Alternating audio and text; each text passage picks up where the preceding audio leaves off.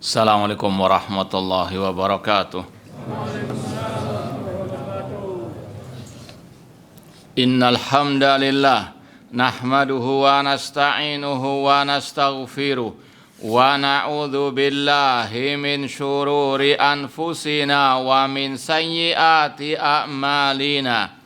Man yahdihillahu fala mudhillalah wa man yudlil fala hadiyalah. Ashhadu an la ilaha illallah wahdahu la syarikalah wa ashhadu anna Muhammadan abduhu wa rasuluh. Ya ayyuhalladzina amanu taqullaha haqqa tuqatih wa la tamutunna illa wa antum muslimun.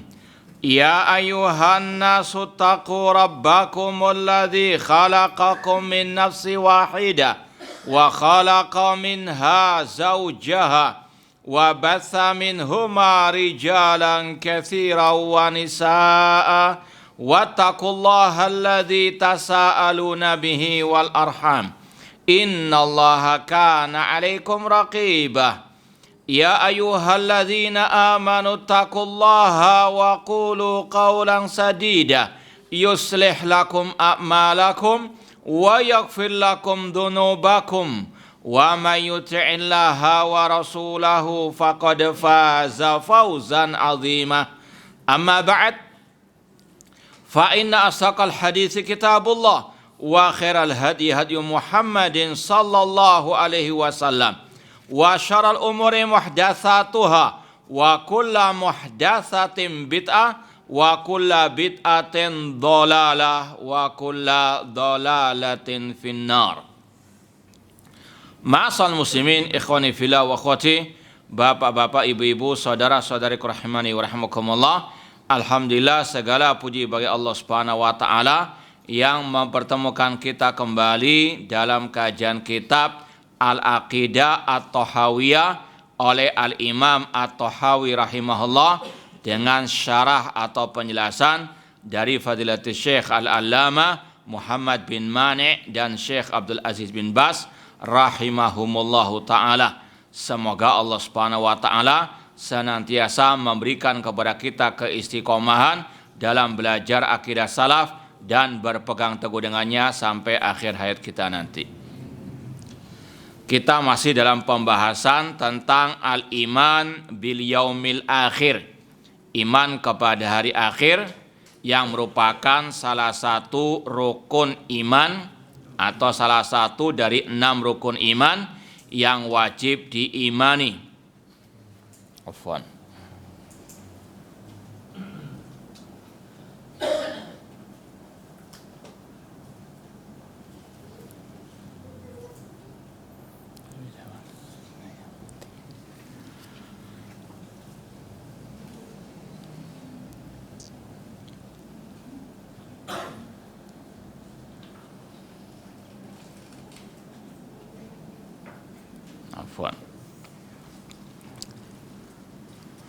Ma'asal muslimin, ikhwani fillah wa akhwati rahimani wa rahimakumullah. Al-Imam At-Tahawi rahimahullah berkata, wal qabru raudhatun min riyadil jannati au hufratun min hufarin niran. Kata Imam At-Tahawi rahimahullah, kuburan merupakan salah satu taman dari taman-taman surga atau lubang dari lubang-lubang api neraka. Ikhwani fillah wa akhwati rahimani wa rahimakumullah, sudah kita sampaikan di pertemuan yang lalu bahwasanya iman kepada hari akhir adalah mengimani semua kejadian setelah kematian. Itu definisi iman kepada hari akhir, yaitu mengimani semua kejadian setelah kematian. Dan yang pertama kali dilewati oleh manusia setelah kematian adalah alam kubur atau alam barzakh.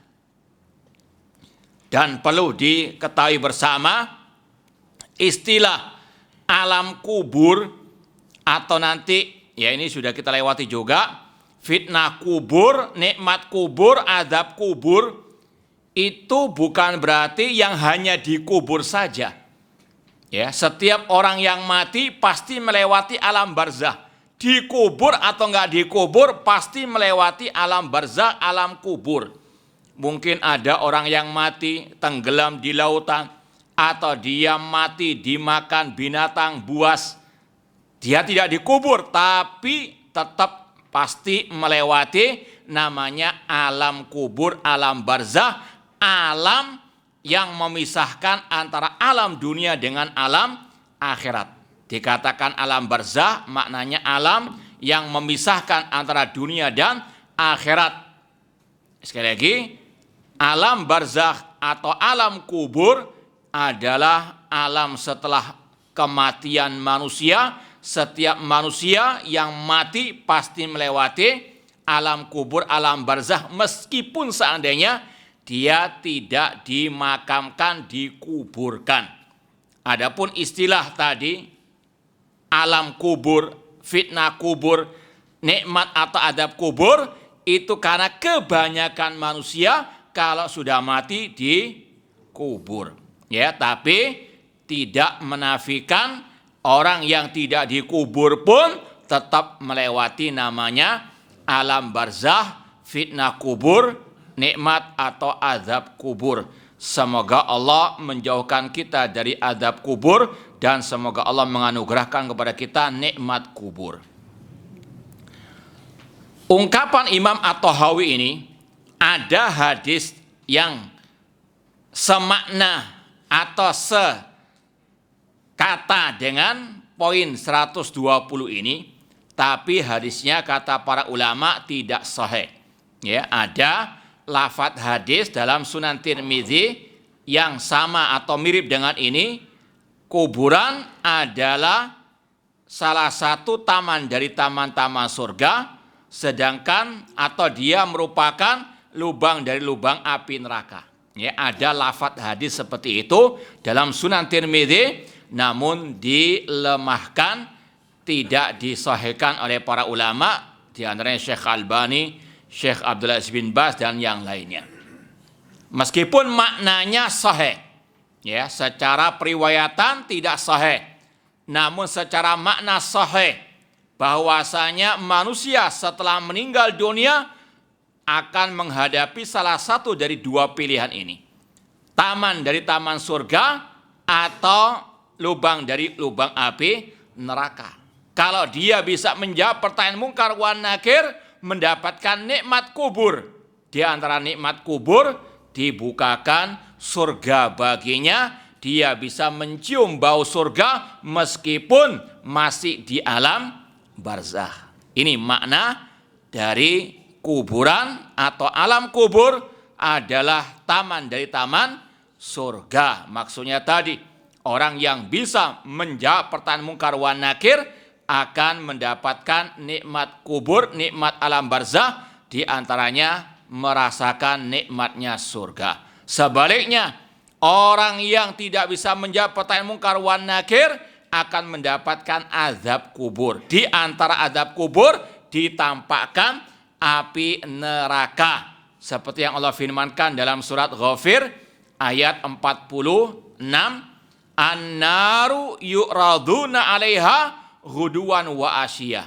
Api neraka ditampakkan kepada Fir'aun pagi dan petang hari. Ini sekali lagi, mereka mendapatkan siksa neraka di alam barzakh. Ya, meskipun belum masuk ke dalam api neraka, namun sudah diadab dengan neraka di alam barzakh. Dan ini sudah kita sampaikan di kajian terakhir Aqidah Thahawiyah, ya, tentang ucapan Imam At-Tahawi, wa bi adzabil qabr. Ahlus sunnah mengimani adanya azab kubur. Ikhwani fillah wa akhwati rahimani wa rahimakumullah.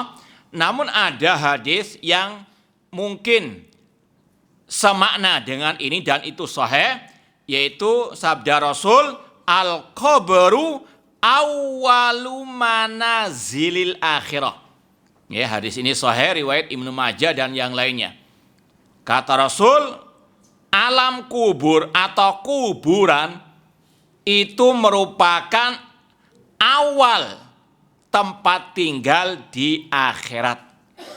Ya, makanya ulama ketika mendefinisikan al-iman bil yaumil akhir, yaitu tadi mengimani semua kejadian setelah kematian. Setelah kematian, yang pertama kali dilewati alam kubur, alam barzakh. Ya, sekali lagi yang sahih hadisnya berbunyi, al-qabru awwalu manazilil akhirah. Kuburan atau alam kubur adalah tempat tinggal pertama di akhirat. Dan sudah kita sampaikan, dikatakan awal pertama kali tempat tinggal di akhirat, karena nanti akan ada lagi hari apa? Kebangkitan. Akan ada yaumul hisab, akan ada sirat, akan ada surga dan neraka. Dan insya Allah akan ada pembahasan lebih lanjut. Makanya kata para ulama, diantaranya Syekh Muhammad bin Shalih Al Utsaimin, makanya tidak benar ungkapan sebagian orang ya atau di media ketika selesai menyemayamkan jenazah ada kata-kata kita sudah mengantarkan si fulan ke tempat peristirahatannya yang terakhir. Padahal alam kubur baru awal singgah setelah apa? Kematian. Ya, sekali lagi kata-kata yang sudah istilahnya viral di tengah masyarakat ya tidak boleh dilestarikan seperti ini. Harus diluruskan. Ini keliru, salah fatal. Bahkan kalau dia sengaja meyakini hal tersebut bisa murtad keluar dari Islam kalau sebelumnya Muslim. Kenapa? Karena di situ ada bentuk pendustaan, pengingkaran terhadap hari kebangkitan. Ya, sekali lagi kata-kata ketika orang itu menyemayamkan jenazah, kemudian dia mengatakan, alhamdulillah kita sudah selesai mengantarkan saudara kita si fulan ke tempat peristirahatannya yang terakhir. Ya, kata-kata tempat peristirahatan yang terakhir seolah-olah tidak ada hari kebangkitan. Ini kalau sengaja kata ulama dikatakan dengan keyakinan, dia murtad dari al-Islam. Ya, adapun sekedar dia mengikuti tetap salah. Cuma ya sekali lagi tidak bisa dikatakan orang itu murtad atau kafir keluar dari Islam. Yang paling penting harus diluruskan. Ya, kata-kata itu tidak boleh dilestarikan, harus di mana? Dikubur. Taib. Ini poin 120. Kita lanjut poin 121. Al-Imam At-Tahawi rahimahullah berkata, wa nu'minu bil ba'thi. Ini yang kita isyaratkan tadi. Dan kita wajib mengimani hari kebangkitan. Wa jazail a'mal yaumal qiyamah. Hari pembalasan amal pada hari kiamat. Wal ardi. Hari dipaparkannya manusia kepada Allah. Wal hisab. Hari penghisaban. Wa qiraatil kitab. Dibacakannya Alkitab catatan amal. Wasawab wal iqab. Adanya pahala dan siksa. Wasirat. Adanya jembatan. Wal mizan, adanya timbangan. Ya, poin 121 ini disampaikan oleh Imam At-Tahawi tadi dalam rangka menyebut kejadian-kejadian setelah kematian yang merupakan bagian daripada al-iman bil yaumil al-akhir. Apa saja kejadian setelah kematian? Yang pertama, setelah tadi masalah kuburan, hari kebangkitan. Dan ini yang paling banyak disebut dalam Al-Quran, terutama di juz Ammah, juz 30. Kenapa demikian? Karena orang kafir Quraisy di antara yang mereka dustakan adalah al-yaum atau yaumul ba'ts. Kata para ulama secara global, orang kafir Quraisy mereka mendustakan Nabi dalam 3 hal. Uluhiyah Allah, kenabian Nabi Muhammad SAW, dan hari kebangkitan. Seperti yang Allah kisahkan dalam akhir surat Yasin. Apal kan? Hah? Jangan pura-pura. Baik. Allah berfirman, qala man yuhyil idhama wa hiya ramin. Orang musyrik jahiliyah mengatakan, siapa yang bisa menghidupkan tulang belulang yang sudah hancur? Kata para ulama, orang kafir Quraisy mendustakan hari kiamat karena enggak masuk akal. Bagaimana tulang belulang yang sudah hancur dihidupkan lagi? Ini nenek moyangnya, guru besarnya kelompok liberal. Abu Lahab CS itu guru besarnya kelompok liberal yang menentang Al-Quran dan Sunnah dengan apa? Akal-akalan mereka.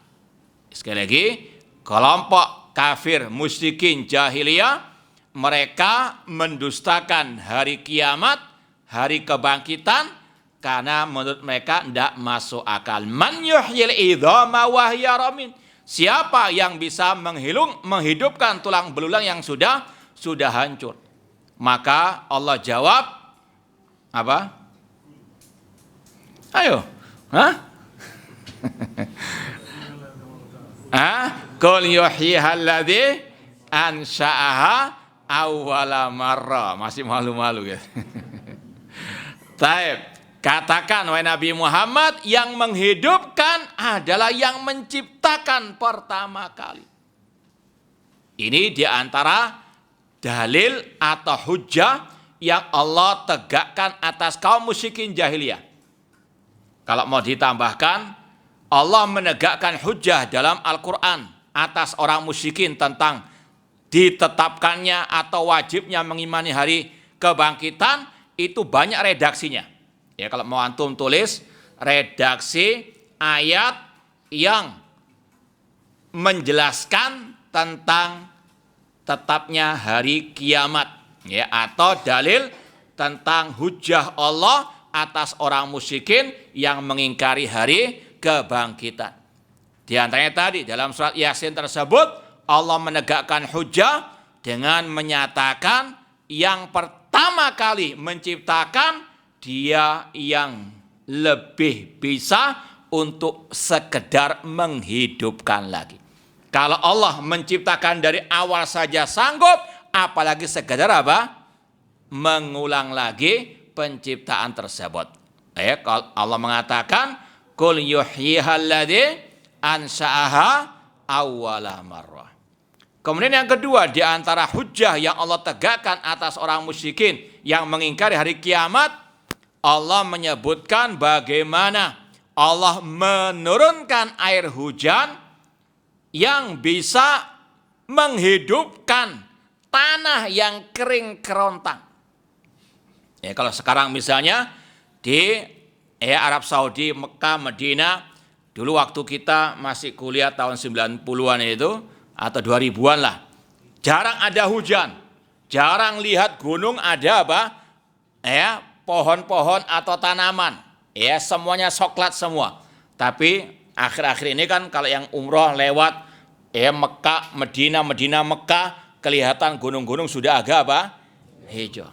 Ini yang kata Allah, tanah, bumi yang mati, yang kering, Allah hidupkan dengan diturunkannya apa? Hujan. Allah berfirman dalam surat Fussilat, nanti lihat ayat 39, wa min ayatihi annaka taral arda khasyiatan fa idza anzalna 'alaihal ma ihtazzat wa rabat innalladzi ahyaha la muhyil mauta. Di antara tanda-tanda kekuasaan Allah, engkau melihat Allah menurunkan air hujan, kemudian tanah itu bergerak dan menumbuhkan tumbuh-tumbuhan. Kemudian kata Allah, sesungguhnya yang menghidupkan tanah yang mati tersebut, Dia yang sanggup untuk menghidupkan manusia yang telah mati. Innalladzi ahyaha la muhyi al-mauta. Dan dari sini kata para ulama, Al-Quran itu dalil nakli plus dalil akli juga. Kan orang musyrikin jahiliyah menolak hari kebangkitan dengan akal mereka yang picik. Maka selain Allah turunkan ayat menegakkan hujjah, kemudian Allah juga bantah dengan dalil apa? Ya, akal-akal mereka berpikir. Tanah yang kering, yang mati, Allah sanggup menghidupkan. Dengan ditumbuhkannya apa? Tanam-tanaman. Maka kata Allah, innalladzi ahyaha la muhyi al-mauta. Yang bisa menghidupkan tanah yang tandus, yang mati, dia yang sanggup juga menghidupkan manusia yang mati di hari kiamat. Kemudian di antara redaksi ayat yang Allah gunakan untuk menegakkan hujjah atas orang musyrikin jahiliyah yang mengingkari hari kebangkitan, yaitu dengan disebutkannya penciptaan langit dan bumi yang lebih besar dibandingkan penciptaan manusia. Nanti dilihat dalam surat An-Nazi'at. Ya. A'antum asyaddu khalqan amis sama banaha. Apakah kalian manusia lebih kokoh, lebih kuat penciptaannya ataukah langit dan bumi? Kalau Allah sanggup menciptakan langit dan bumi yang sebesar ini, apalagi sekedar menghidupkan manusia yang apa? Sangat kecil. Maka ini yang dikatakan oleh Allah agar orang musyrikin berpikir Allah sanggup untuk menghidupkan manusia di hari kiamat. Kemudian Allah katakan dalam surat At-Taghabun ayat ke-7, za'amal ladzina kafaru alla yub'atsu qul bala wa rabbi la tub'atsunna tsumma la tunabba'unna bima amiltum wa dzalika 'alallahi yasir. Kalau ini langsung to the point. Allah katakan orang-orang kafir mengklaim kalian tidak akan dibangkitkan atau mereka tidak akan dibangkitkan. Qul bala, katakan wahai Nabi Muhammad sekali-kali tidak, sungguh kalian akan dibangkitkan. Za'amal ladzina kafaru alla yub'atsu qul bala wa rabbi la tub'atsunna. Sungguh-sungguh kalian akan dibangkitkan. Ini beberapa dalil tentang wajibnya mengimani Yaumu al-Ba'ts. Dan kita katakan tadi dalam juz amma banyak Allah menyampaikan adanya Yaumu al-Ba'ts. Mulai dari surat yang pertama. Surat apa itu? Dari juz amma.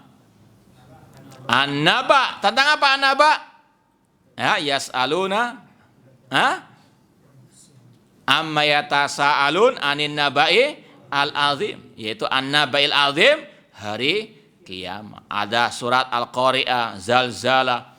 Ini semuanya ditegakkan atau disampaikan kepada kaum musyrikin sebelum Rasul hijrah ke kota Al-Madinah. Rata-rata ayat atau surat juz amma itu kebanyakannya Makkiyah, diturunkan sebelum Rasul hijrah ke kota Madinah, dan itu banyak berkaitan dengan hari kiamat. Ya, karena sekali lagi di antara yang diingkari oleh kaum musyrikin jahiliyah masalah Yaumu al-Ba'ts. Ma'asal muslimin, ikhwani fillah wa akhwati rahimani wa rahimakumullah. Kemudian yang kedua yang disebutkan dalam poin 121 ini masalah wajazail a'mal yaumal qiyamah. Adanya hari pembalasan amal pada hari kiamat. Makanya di antara nama lain hari kiamat Yaumul Jaza. Hari apa? Pembalasan. Kurang jawab.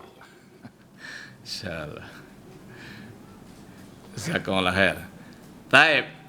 Kata para ulama, banyak nama-nama lain hari kiamat. Sampai ada yang mengatakan ada kurang lebih 50 nama hari kiamat. Coba sekedar ya biar nggak ngantuk saja. Sebutkan 10 saja. Nama lain hari kiamat. As-sa'atu, ya. Al-qari'ah, sudah dapat bocoran tadi. Ya, yang ketiga? Az-zalzalah, yang keempat? Al-haqqah, yang kelima? Al-waqi'ah, yang keenam? Al-ghasyiyah, yang ketujuh? Yang tujuh? Sampai 7 toh? Bukan. Bukan. Yaumuddin, Malik Yaumid. Ya, tiap hari antum baca Yaumiddin. Yang ke-9 Yaumul Hasyar. Yang ke-10 Yaumul, sudah tadi. Yaumul Hisab. Taib, ala kullin. Kata sebagian para ulama bisa sampai 50 nama hari kiamat, dan semuanya sesuai dengan makna yang terkandung dari kata-kata tersebut. Dinamakan Al-Qari'ah. Itu dari kata-kata bahasa Arab qara'a yaqra'u. Hari kiamat itu yaqra'ul qulub, mengetuk hati manusia. Dinamakan Al-Waqi'ah dari bahasa waqa'a yaqa'. Artinya hari kiamat pasti waqo', pasti terjadi.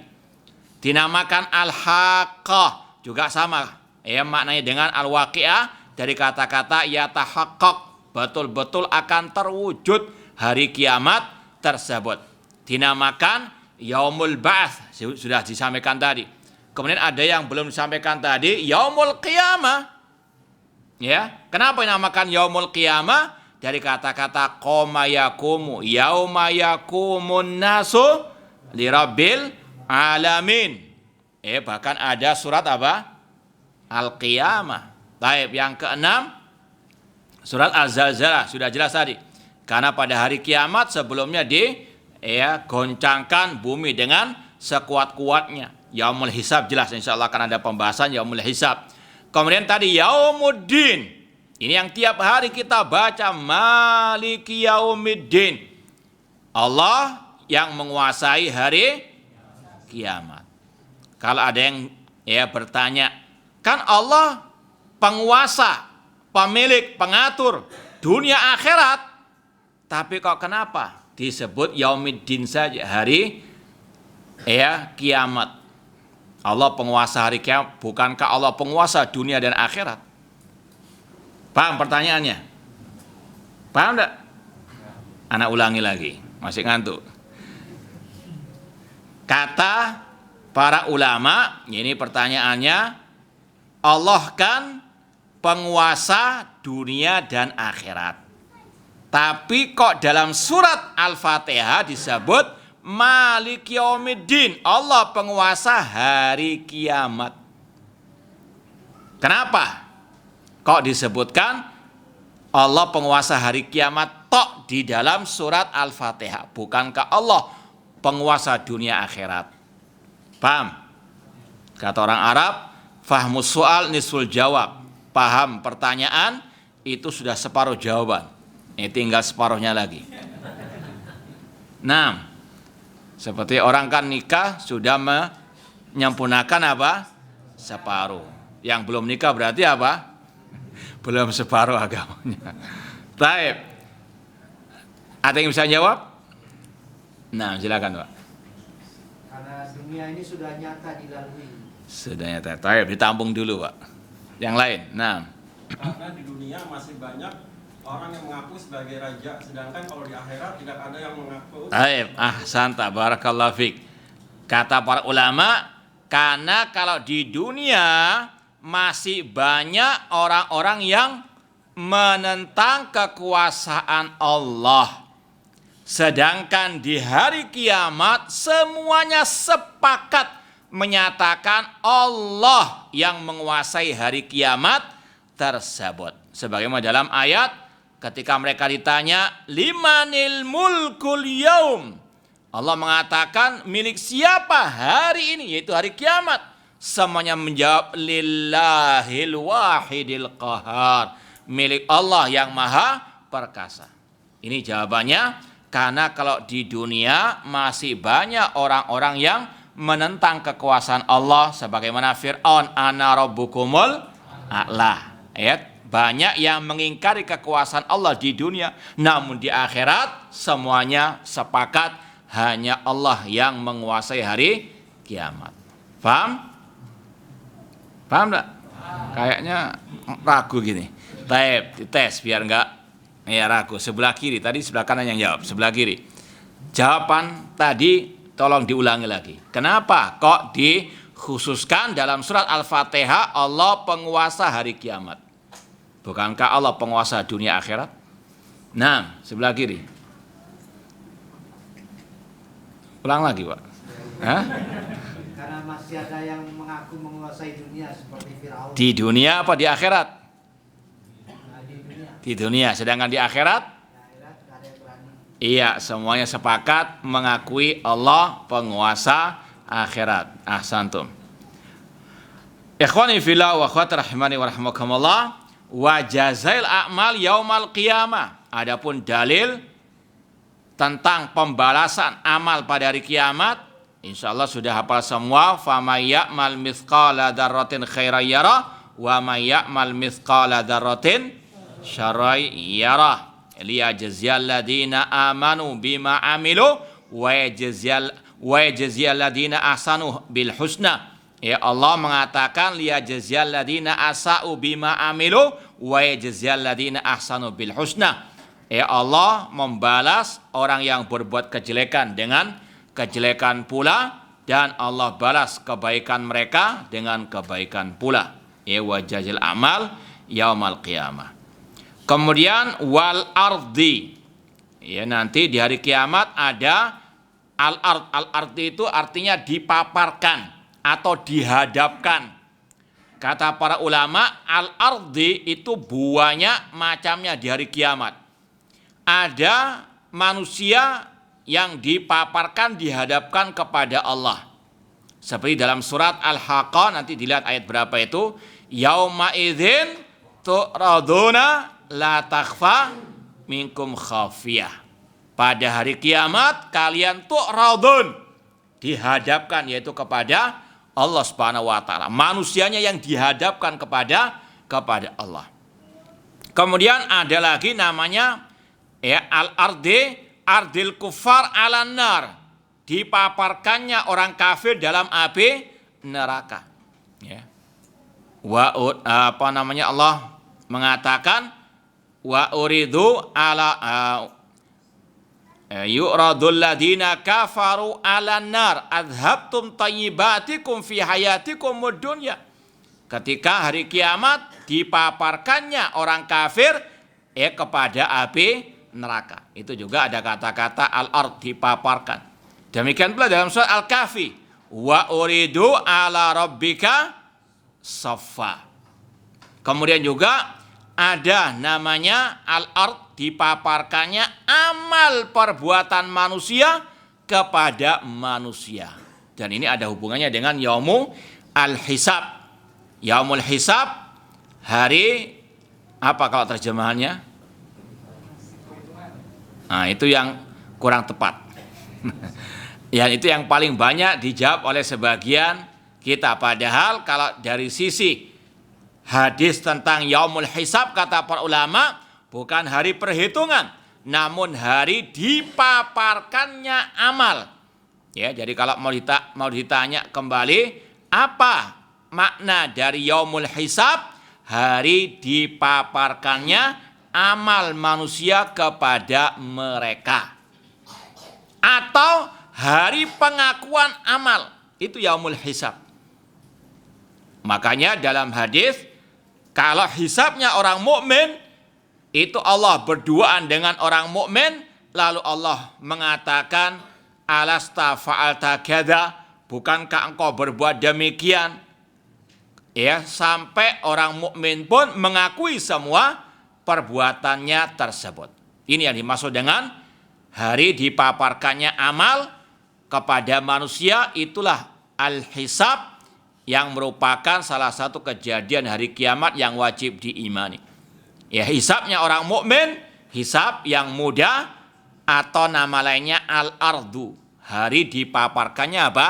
amal. Ketika orang mukmin mengakui semua kesalahannya, Allah pun mengatakan, qad satartuha 'alaika fid dunya wa ana aghfiruha lakal yauma. Aku telah menutupinya di dunia dan aku mengampuninya pada hari ini.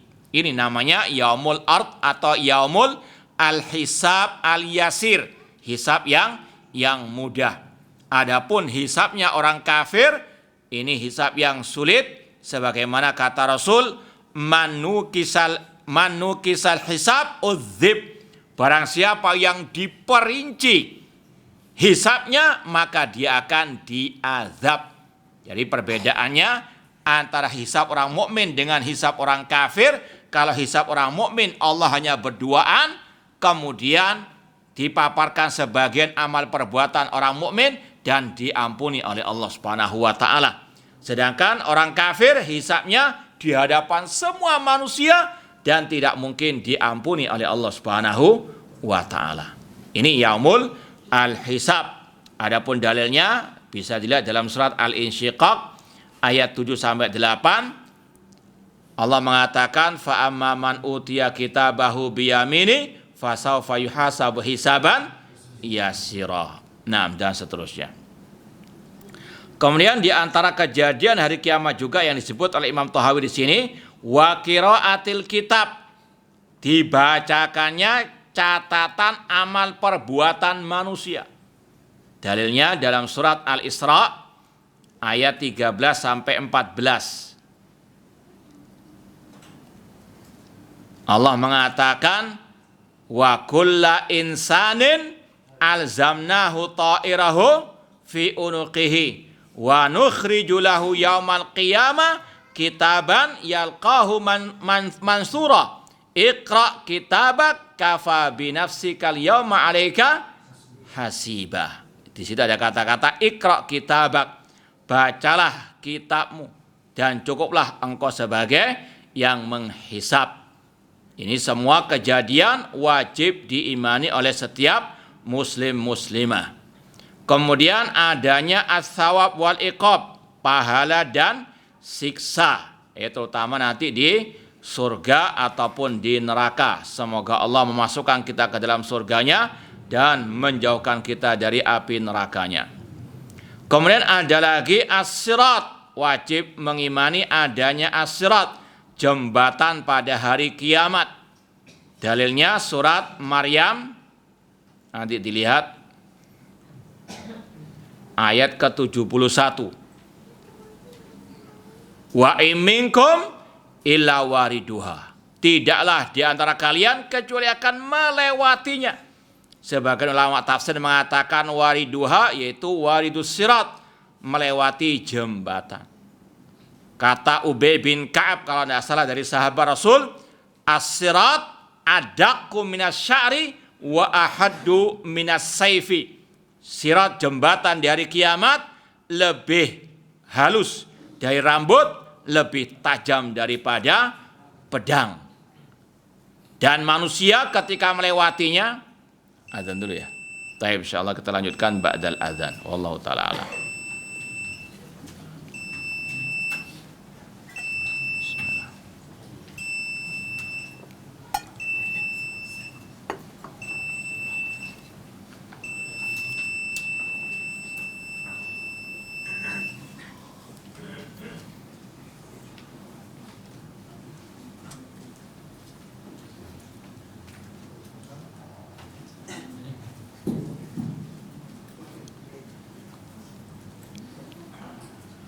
Allahu Akbar, Allahu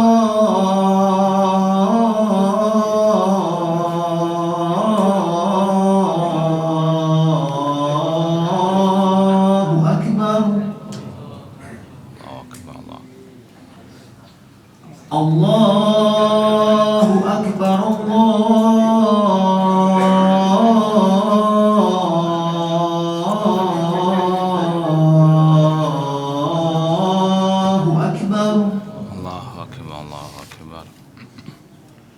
Ashhadu an la ilaha illallah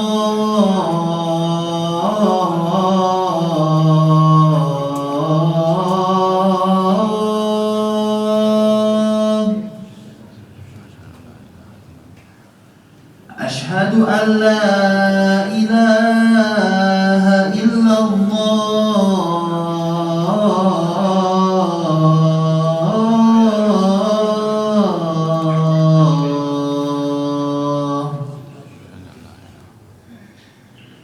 أشهد أن محمدا رسول الله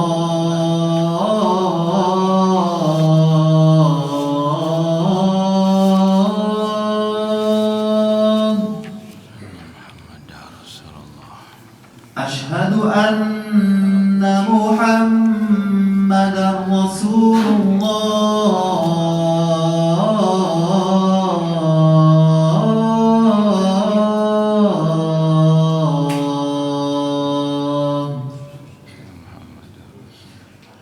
حي على الصلاة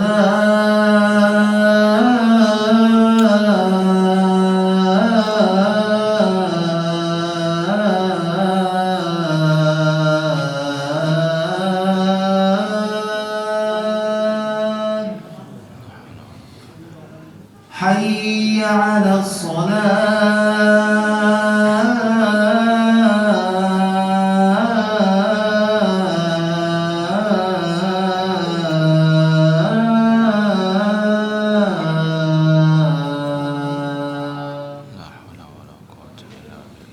حي على الفلاح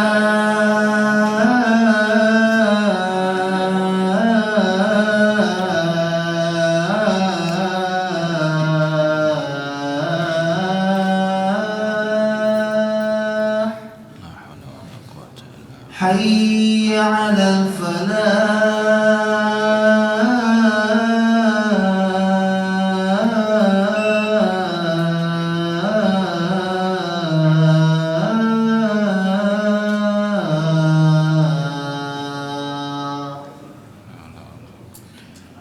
الله أكبر الله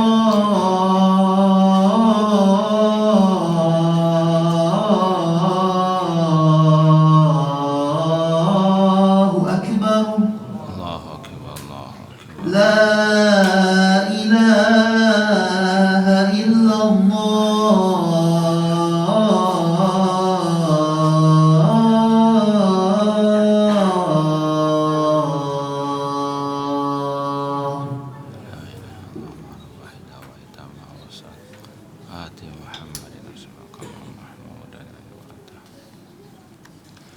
Baik, ma'asal muslimin, ikhwani fillah wa akhwat rahimani wa rahmukumullah. Kita lanjutkan sedikit lagi. As-sirat, jembatan, itu definisinya kata para ulama, as-sirat al-jisru al-mansub ala dhahri jahannam. Itu jembatan yang ditancapkan di atas api neraka jahannam. Dan ada al-kalalib, ada kail yang bisa menangkap manusia di atas jembatan tersebut. Dan manusia terbagi menjadi 3 golongan ketika melewati as-sirat. Ada yang selamat 100%. Dan ini juga bermacam-macam. Ada yang secepat kilat, ada yang secepat kejapan mata, ada yang secepat orang yang menunggang kuda, ada yang berlari dan seterusnya. Itu semuanya kata ulama tergantung ketika manusia di dunia apakah betul-betul di atas siratal mustaqim ataukah tidak. Ini ada hubungan antara as-sirat, jembatan dari kiamat, dengan ayat yang kita baca setiap hari, ihdinas siratal mustaqim. Ketika seorang manusia di dunia berpegang dengan siratal mustaqim. Apa itu siratal mustaqim? Kata Ibnu Qayyim rahimahullah, as-siratul mustaqim tariqu Abi Bakar wa Umar wa ashabi Rasul SAW. Yaitu jalannya Abu Bakar, Umar, dan para sahabat Nabi SAW. Semakin seorang muslim berpegang dengan jalannya para sahabat Rasul, maka semakin cepat dia jalannya di atas as-sirat dan akan selamat di jembatan tersebut. Kemudian yang kedua, golongan manusia yang terkena al-kalalib, yaitu kail tadi. Sempat istilahnya tangkap dengan kalalib, namun dia bisa lepas dan selamat. Dan golongan yang ketiga yang ditangkap oleh al-kalalib, kail tadi, kemudian dimasukkan ke neraka Jahannam. Naudzubillah min dzalik. Ini 3 golongan manusia ketika melewati as-sirat. Dan para anbiya ketika melewati sirat tersebut hanya bisa berucap Allahumma sallim sallim. Ya Allah selamatkan, selamatkan. Karena kedahsyatan, kengerian as-sirat di atas neraka Jahannam tersebut. Kemudian kata Imam At-Tahawi yang terakhir di sini dalam poin 121, wal mizan, wajib mengimani adanya timbangan. Kata para ulama, ijma' salaf, ahlu sunnah wal jamaah menetapkan adanya timbangan yang hakiki, ada wujudnya, ada 2 daun timbangannya. Ya, ini sekali lagi akidah ahlu sunnah wal jamaah yang hampir ada dalam kitab-kitab akidah, dikarenakan adanya kelompok sesat yang mengingkari adanya timbangan, yaitu kelompok Al-Mu'tazilah yang kita sampaikan tadi, kelompok liberal atau nenek moyangnya kelompok liberal yang menuhankan akal. Kata mereka nggak ada timbangan tersebut. Allah nggak butuh dengan timbangan. Kata mereka timbangan itu hanya sekedar simbol keadilan Allah. Bahkan yang paling parah lagi, sebagaimana kata Imam Ibnu Abil Is Al-Hanafi dalam Syarh Aqidah Tahawiyah, sampai mereka mengucapkan ucapan yang sangat keji kepada Allah dengan mengatakan tidaklah yang membutuhkan timbangan kecuali tukang sayur.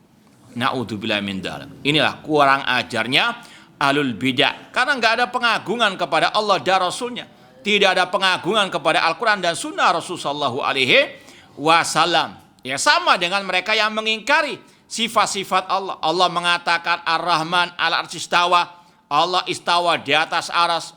Akal picik mereka mengatakan kalau Allah di atas aras berarti Allah butuh kepada. Ini halusinasinya mereka. Mereka apa? Kurang adab, kurang ajar kepada Allah. Allah menetapkan sifat bagi dirinya, mereka apa?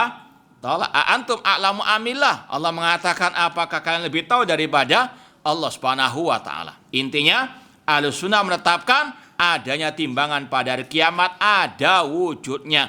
Apa saja yang ditimbang? Ada 3. Yang pertama, amal perbuatan manusia itu sendiri. Faman ya'mal mithqala dzarratin khairan fa amma man thaqulat mawazinuhu fahuwa fi isyatir radiyah wa amma man khaffat mawazinuhu fa ummuhu hawiyah. Ini dalil adanya al-mizan, fa amma man thaqulat mawazin. Kemudian dalam hadis terakhir Sahih Bukhari, Rasul mengatakan kalimatani habibatani ila rahman khafifatani ala lisan thaqilatani fil mizan. Ada 2 ucapan yang dicintai oleh Allah Ar-Rahman, yang berat di timbangan amal hari kiamat dan ringan di lisan. Subhanallah bihamdi, subhanallahi al-azim. Ini ucapan amal lisan akan ditimbang. Yang kedua yang akan ditimbang juga badannya manusia. Ya, cuma jangan GR dulu yang jumbo ya, dan jangan minder dulu yang kurus, karena semuanya kembali kepada yang pertama tadi, amal dan al-iman. Sebagaimana dalam kisah Abdullah bin Mas'ud radhiyallahu anhu, ketika beliau naik ke pohon, kemudian tersingkap betis beliau karena angin yang sangat kencang, sebagian sahabat yang di bawah mentertawakan kecilnya betis Abdullah bin Mas'ud radhiyallahu anhu. Namun apa kata Rasul? Wallahi lahuwa asqal min jabali Uhud yaumal qiyamah. Kata Rasulullah SAW, demi Allah, betisnya Abdullah bin Mas'ud lebih berat, yaitu di timbangan hari kiamat dibandingkan gunung Uhud. Karena apa? Kembali kepada al-iman wal al-amal. Sebaliknya kata Rasul dalam hadis yang sahih, innahu yu'ta yaumal qiyamah birajulin azimin samin la yazin indallah janaha ba'udah. Kata Rasul, pada hari kiamat akan didatangkan seorang yang gemuk, yang besar badannya, namun ketika ditimbang tidak lebih berat dari sayap seekor nyamuk. Ya. berapa gram atau apa itu. Ini sekali lagi semuanya kembali kepada iman wal amalu asal, dan itulah yang sering kita baca ya di dalam surah Al-Kahfi, wa fala nuqimu lahum yaumal qiyamati wazna. Tidak ada timbangan bagi orang-orang kafir karena semua amalnya dihapus oleh Allah Subhanahu wa taala. Kemudian yang ketiga yang ditimbang adalah al-bitaqah atau catatan amal perbuatan. Ini dicantumkan dalam hadis yang agak panjang tentang seseorang yang Allah berikan 99 catatan amal kejelekan. Kemudian ditaruh di satu daun timbangan. Ini dalil adanya daun timbangan tadi. Kemudian orang itu ditanya, apakah engkau punya kebaikan? Kata orang itu, tidak ada. Kata Allah, engkau tidak akan didolimi pada hari ini. Kemudian didatangkan satu catatan kecil, ditaruh di daun timbangan yang lain. Namun yang 99 itu naik ke atas. Berarti yang paling berat yang mana? 99 atau yang satu? Ini semuanya kembali kepada at-tauhid, dan itulah kalimat tauhid yang ditimbang oleh Allah Subhanahu wa taala. Jadi ini intinya kata para ulama, yang ditimbang ada 3. Yang pertama amal perbuatan manusia, badan orang itu sendiri, dan catatan amal. Semuanya nanti kembali kepada yang pertama tadi, al-amal, dan al-amal tidak akan mungkin diterima tanpa al-iman. Wallahu taala alam. Gimana, lanjut atau? Soal jawab. Nah, silakan Pak. Assalamualaikum warahmatullahi wabarakatuh. Tanya ada mic-nya enggak? Enggak usah. Pertama, Satu dulu aja Pak ya. setelah mati, Nah. lalu roh ini dinaikkan ke Iliyin, lalu datang malaikat Munkar dan Nakir. Apakah roh dengan jasadnya dikumpulkan? Nah. Lalu bertanya. Iya. Setelah pertanyaan itu, lalu kemana yang ke ahli surga dan kemana ahli neraka? Baik. Kalau mau lebih tepatnya, baca hadis yang panjang lebar tentang perjalanan ruh yang diriwayatkan oleh Al-Bara bin Azib, riwayat Imam Ahmad, Ibn Abi Asim dalam kitabnya Sunnah, atau kalau misalnya punya kitab Ahkamul Janaiz oleh Syekh Albani, hukum-hukum merawat jenazah, disebutkan hadis itu panjang lebar. Di dalamnya disebutkan ketika roh orang mukmin telah dibawa oleh para malaikat-malaikat sampai ke langit yang ketujuh, kemudian Allah perintahkan untuk dikembalikan ke jasadnya. Setelah itulah ada pertanyaan Munkar dan Nakir. Makanya azab nikmat kubur itu berlaku atas jasad dan ar-ruh. Makanya tidak ada namanya roh yang gentayangan. Ya, roh sudah ada tempatnya di alam barzakh tersebut. Paham Pak ya? Paham? Iya. Setelah Pertanyaan itu ya di alam barzakh sampai hari kiamat.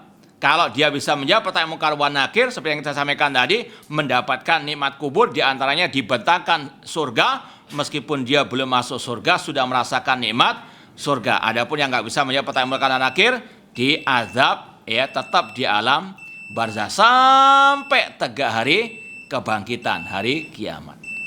Nah, roh dengan jasadnya atau roh? Roh dan jasadnya. Nah, silakan terakhir ya. Salam. Sebagaimana kita ketahui, aparat ini kan kalau meninggal biasanya ada upacara militer. Nah, ditimbang dari segi syariat itu, apakah boleh diadakan? Taib, Rasul SAW dan para sahabat, mereka ahli jihad, mereka ahli perang, nggak ada yang ketika meninggal dunia. Nah, ada acara-acara seperti itu. Nah, wallahu ta'ala lah. Kenapa? Taib, seperti yang sudah kita sampaikan, seorang muslim muslimah kewajibannya hanya ittiba kepada Rasul dan para sahabat Rasul SAW. Ya, setiap apapun dari hal-hal yang berkaitan dengan ritual ibadah tidak boleh diikuti, tidak boleh adakan kecuali yang memang dicontohkan oleh Rasul dan para sahabat Rasul sallallahu alaihi wasallam. Gimana, cukup? Cukup. Sudah kita jawab tadi, Pak. Cukup atau? Itu kan apakah mendapatkan pahala sedikit kita menghadiri di kuburan itu juga dalam upacara itu? Baik. Kalau yang tidak ada tuntunannya tidak boleh kita ikuti. Tapi yang memang itu ada tuntunannya kita ikuti. Ya. Terlepas dari tadi adanya acara-acara yang di luar sunnah Rasul sallallahu alaihi wasallam. Nah, wallahu ta'ala alam. Cukup atau? Hah? Satu lagi. Iya. Menanggapi tadi Ustaz timbangan kalimat tauhid sama 99. Iya. Bagaimana dengan saudara kita di kampung yang tidak belajar ngaji? Jadi mungkin beliau mengucapkan la ilaha illallah nggak tahu maknanya, syarat-syaratnya. Baik, cukup. Ya. Kata para ulama, selama orang itu mati di atas al-fitrah yang salimah, fitrah tauhid yang memang masih lurus, belum terkena syubhat kesyirikan, dan dia tidak berbuat syirik kepada Allah, maka surga tempatnya. Seandainya pun dia berbuat syirik, seandainya dia berbuat syirik, tapi belum sempat dia mendengarkan dakwah tauhid, ya misalnya, maka kita tidak bisa menghukumi dia musyrik. Dan Allah mengatakan wa ma kunna mu'adzibina hatta nab'atsa rasulah. Kami tidak mengazab sekelompok orang apapun siapapun sampai kami mengutus para rasul. Maka statusnya tetap dia muslim di sisi Allah Subhanahu wa taala. Allah yang paling tahu siapa yang mendapatkan udzur tersebut. Ini yang mungkin bisa kita sampaikan, kurang lebihnya mohon maaf. Wa jazakumullahu khairan. Aqulu qouli hadza wa akhiru da'wana anil hamdulillahirabbil alamin. Wassalamualaikum warahmatullahi wabarakatuh.